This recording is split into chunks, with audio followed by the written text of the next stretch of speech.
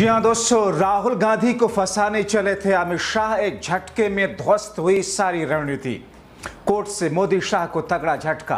प्रियंका अखिलेश ने मोदी और शाह को रगड़ा। बहुत स्वागत है आप सभी का। आप देख रहे हैं द राजनीति का विशेष सेगमेंट खबर और विश्लेषण। मैं हूं जब्बार खान। दोस्तों, आखिर ऐसा कौन सा मामला था जिसके बुनियाद पर राहुल गांधी और कांग्रेस पार्टी को फंसाने की कोशिश में मोदी शाह आगे बढ़ रहे थे, मगर तभी कोर्ट का बड़ा झटका लगा। आखिर राहुल गांधी और कांग्रेस को लेकर के गुपचुप तरीके से वो कौन सी स्ट्रैटेजी भारतीय जनता पार्टी ने अपनाई थी जिसके बुनियाद पर मामला आगे तो बढ़ रहा था, लेकिन 14 मई आते आते धराशायी हो गया। आखिर राहुल गांधी और कांग्रेस पार्टी को लेकर के अखिलेश यादव और प्रियंका गांधी ने किस तौर पर मोदी और शाह के ऊपर प्रहार किया है? आखिर इलाहाबाद हाईकोर्ट ने कहा क्या दोस्तों? वो कौन सी याचिका थी भारतीय जनता पार्टी की तरफ से, उनके नेता की तरफ से, जिसे इलाहाबाद हाईकोर्ट ने खारिज कर दी है और राहुल के लिए एक बड़ी राहत आई है? दोस्तों, विस्तार से आपको बताते हैं, अंत तक इस वीडियो को जरूर देखें और प्लीज जिन लोगों ने सब्सक्राइब नहीं किया है प्लीज सब्सक्राइब करें।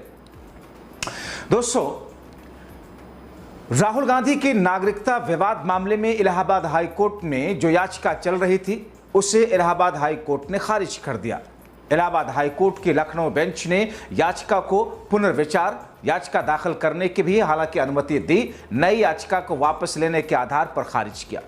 दरअसल 5 मई को ही इस विवाद की एक याचिका को हाईकोर्ट की लखनऊ बेंच ने निरस्त किया था। नई याचिका दायर करते समय कुछ नए साक्ष्य पेश करने के लिए भी दावा किया गया था। यह मांग की गई थी कि जब तक इस याचिका पर फैसला नहीं हो जाता तब तक राहुल गांधी की विदेश यात्रा पर रोक लगा दी जाए। यानी कि दोस्तों, राहुल गांधी की नागरिकता और राहुल गांधी की नागरिकता वाले मामले में उनके विदेश दौरे पर भी रोक की बात कही जा रही थी। क्या है इसके पीछे का मामला? दरअसल राहुल गांधी इन दिनों या बीते कुछ वर्षों में आपने देखा कि जब जब वो विदेश जाते हैं और वहां पर उनके जो कार्यक्रम होते हैं, उन कार्यक्रमों के बुनियाद पर किस तौर पर भारतीय जनता पार्टी बैकफुट पर आती है, विदेश में किस तौर पर देश की नीतियों को लेकर के मोदी सरकार की किरकिरी होती है। दोस्तों, आपको बताएं कि ये याचिका दरअसल जो थी कर्नाटका के एस विघ्नेश शिशिर ने दाखिल की थी। कोर्ट ने कहा कि याची के पास में खारिज याचिका में पुनर्विचार प्रार्थना पत्र दाखिल करने का विकल्प हालांकि मौजूद है। याचिकाकर्ता एस विघ्नेश शिशिर ने राहुल गांधी की नागरिकता पर सवाल उठाए थे। हालांकि शुरुआत तो डॉक्टर सुब्रमण्यम स्वामी बीजेपी के सांसद ने किया था। इस मामले में सीबीआई से जांच की इन्होंने मांग भी की थी। याचिका में दावा किया गया था कि लोकसभा में विपक्ष के नेता के पास यूनाइटेड किंगडम्स यानी कि यूके की नागरिकता है। दोस्तों, अब चूंकि देश के अंदर दोहरी नागरिकता नहीं हो सकती, कानूनन अपराध है, और ऐसे में लगा था बीजेपी नेताओं को, खुद मोदी और शाह को, कि दोहरी नागरिकता वाले केस में राहुल गांधी और कांग्रेस पार्टी बुरी तरीके से फंस जाएगी। मगर हुआ इसके उल्टा, क्योंकि याचिकाकर्ता का आरोप था कि उनके पास में ऐसे साक्ष्य मौजूद हैं जिसमें साबित होता है कि राहुल गांधी ब्रिटिश नागरिकता रखते हैं। याचिकाकर्ता ने यह भी दावा किया था कि राहुल गांधी की दोहरी नागरिकता के बारे में उन्होंने 2 बार सक्षम प्राधिकारी को शिकायत की, लेकिन कोई कार्रवाई नहीं हुई। दोस्तों, दरअसल ये मामला तब शुरू हुआ जब बीजेपी के एक बड़े नेता ने इस मामले में राहुल पर आरोप लगाते हुए मुद्दा उठाया। मामला तूल पकड़ा और तब सरकार ने किसी भी प्रकार की जानकारी साझा करने से भी इनकार किया था। एक व्यक्ति ने सूचना के आधार पर दरअसल आरटीआई के तहत केंद्रीय गृह मंत्रालय यानी कि अमित शाह के मंत्रालय से राहुल की नागरिकता मामले में जानकारी मांगी थी। इसके जवाब में मंत्रालय ने कहा था कि आरटीआई अधिनियम की धारा 8A, H और J के तहत खुलासा नहीं हो सकता। जानकारी देने से जांच प्रक्रिया में बाधा पहुंचेगी। दोस्तों, आपको बताएं कि बीजेपी के नेता और राज्यसभा के सांसद सुब्रमण्यम स्वामी ने अपनी एक शिकायत में कहा था कि राहुल यूके में रजिस्टर्ड बैकअप्स लिमिटेड नाम की कंपनी के निदेशक और सचिव पद पर रहे हैं। कंपनी के 10 अक्टूबर 2005 से 31 अक्टूबर 2006 के सालाना रिटर्न में राहुल गांधी की राष्ट्रीयता ब्रिटिश और जन्म तिथि 19 जून 1970 बताई गई। सुब्रमण्यम के आरोप, उनके शिकायत पर गृह मंत्रालय ने अप्रैल में राहुल के खिलाफ एक नोटिस जारी किया। राहुल को ब्रिटिश नागरिक होने के आरोपों पर 15 दिन के अंदर जवाब देने को कहा गया था।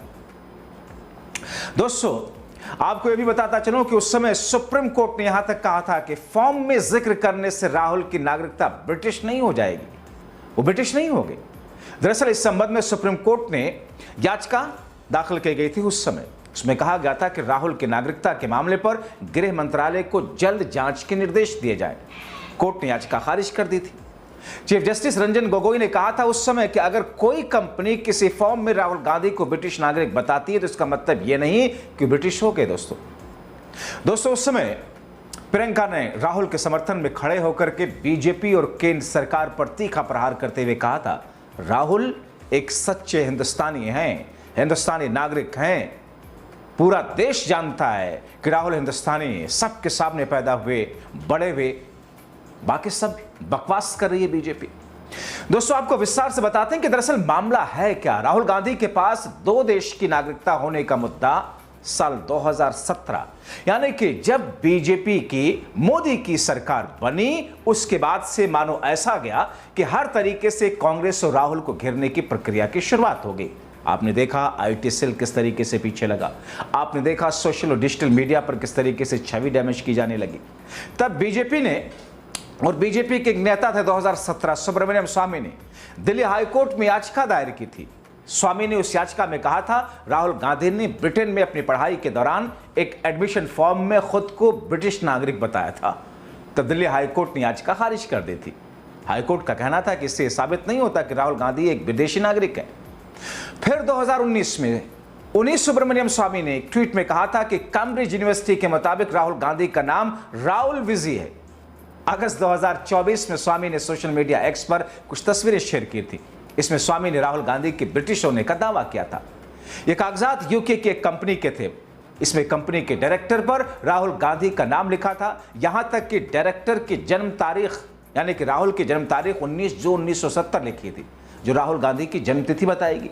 हालांकि यह कंपनी 17 फरवरी 2009 में बंद हो गई थी। दोस्तों अब सोचिए 17 फरवरी 2009 में कंपनी बंद है, 2014 में मोदी की सरकार बनती है, 17 से लेकर के बीजेपी और उनके नेता राहुल के पीछे पड़ते हैं।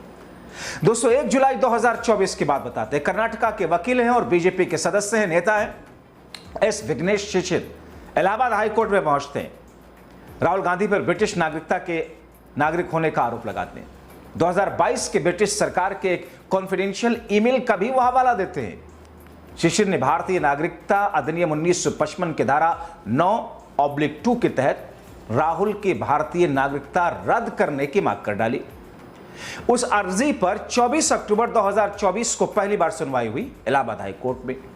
जस्टिस अताउर रहमान मसूदी और जस्टिस सुभाष विद्यार्थी की बेंच ने केंद्र सरकार से जवाब मांगा। Additional solicitor general Suryabhan Pandey ने कोर्ट को बताया कि केंद्र की ओर से जानकारियां जुटाई जा रही हैं और 25 नवंबर 2024 को सुनवाई करते हुए हाईकोर्ट ने गृह मंत्रालय को 3 हफ्ते में जांच के आदेश दिए। दोस्तों 24 मार्च 2025 को फिर सुनवाई हुई। इस तारीख पर भी कोर्ट ने जवाब पेश करने के लिए और समय दे दिया। फिर 21 अप्रैल 2025 को हुई सुनवाई में additional solicitor general Suryabhan Pandey ने केंद्र की ओर से स्थिति रिपोर्ट यानी कि स्टेटस रिपोर्ट पेश की, लेकिन कोर्ट ने उसे अपर्याप्त मानते हुए यानी कि नाकाफी मानते हुए सख्त फटकार लगाई। मामला राष्ट्रीय महत्व का है, देरी से नहीं चलेगी काम। दोस्तों इलाहाबाद हाई कोर्ट का लखनऊ बेंच ने 5 मई को इस याचिका की सुनवाई करते हुए कहा था राहुल की नागरिकता की रिपोर्ट केंद्र सरकार पेश नहीं कर पाई। कोर्ट ने इस केस को बंद करते हुए कहा कि केवल रिपोर्ट के इंतजार में याचिका को लंबित नहीं रखा जा सकता। जब भी रिपोर्ट केंद्र सरकार को पर्याप्त होती तो याचिकाकर्ता को उसकी एक प्रति उपलब्ध कराएं और उसे कोर्ट में पेश करें। इस पर जवाब देते हुए केंद्र सरकार के वकील ने कहा कि यह मामला तो 2 देशों के बीच की संवेदनशील जानकारी से जुड़ा है। संबंधित देश को कई रिमाइंडर भेजे जा चुके हैं, लेकिन अब तक कोई जवाब नहीं मिला, इसलिए कुछ और समय दिया जाए। इस तरीके से केंद्र सरकार, गृह मंत्रालय, अमित शाह, मोदी, भारतीय जनता पार्टी के बड़े नेता सुब्रमण्यम स्वामी और दूसरे नेता लगातार राहुल गांधी और कांग्रेस पार्टी के पीछे पड़े रहे, क्योंकि उनका तर्क था अगर यह साबित हो जाएगा कि राहुल ब्रिटिश नागरिक हैं तो राहुल का भारत में इस तौर पर संसद में सदस्य के तौर पर बने रहना, राहुल का इस तौर पर नेता प्रतिपक्ष रहना, एलओपी रहना अपने आप न सिर्फ खारिज होगा बल्कि राहुल गांधी के खिलाफ आपराधिक मामला भी चलेगा। यानी कि एक ऐसी प्लानिंग भारतीय जनता पार्टी के अमित शाह की और मोदी सरकार की राहुल और कांग्रेस के खिलाफ थी, जिसको लेकर के वो हसीन सपने पाले हुए थे। मगर एक झटके में, चाहे वो दिल्ली हाई कोर्ट हो या फिर उत्तर प्रदेश के इलाहाबाद हाई कोर्ट, दोनों जगह से भारतीय जनता पार्टी को झटका लगा। आप क्या सोचते हैं बीजेपी की इस पूरी रणनीति और इसके ध्वस्त होने पर, राहुल गांधी के ऊपर लग रहे इन आरोपों पर? अपनी राय कमेंट बॉक्स में जरूर लिखें। अभी के लिए इतना ही, बहुत शुक्रिया।